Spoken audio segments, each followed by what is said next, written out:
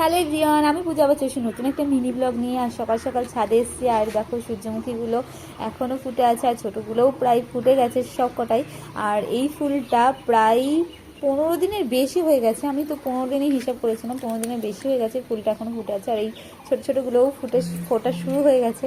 আর এইদিকে যে বালতির মধ্যে একটা ফুটেছিল সেইটা তো ফুটেছে, কিন্তু পাশেরটা ফোটেনি। তাই আমি এই পাশের, যেহেতু ওটা ছিল আর ওটা ঝুঁকে যাচ্ছিলো বেশি এই সাইডে, সেই জন্য আমি একটু ওই দিকে একটা লাঠির সাহায্যে এটাকে দিয়ে দিয়েছি যাতে বেঁকে না ঝুঁকে না পড়ে।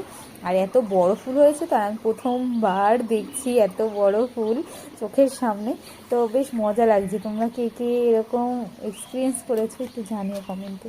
আর এই দিকে আমার ভিঙ্কাগুলো আর এইদিকে সব ফুলগুলো একটু ছোটো ছোটো করে ফুটছে। আর সকালবেলায় না সবগুলো ফুল বলো, পাখির আওয়াজ বলো, এগুলো শুনতে না খুব খুব খুব ভালো লাগে।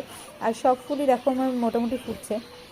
এই ফুলটাও ফুটে রয়েছে দেখো কত দিন ধরে, তোমাদেরকে তো দেখিয়েছিলাম আগের ব্লগটাতে যে হচ্ছে এই ফুলটাও ফুটেছিল। পাশেরগুলো ছোটোগুলো ফোটেনি, কিন্তু এই ফুলটা ফুটেছিল। আর এদিকে দেখো আমার কুমড়ো গাছ, আর কুমড়ো গাছের পাশে একটা উচ্ছে গাছ হয়েছে। আর উচ্ছে গাছে না ছোট্ট ছোট্ট কুট্টি কুট্টি অনেক উচ্ছে এসেছে।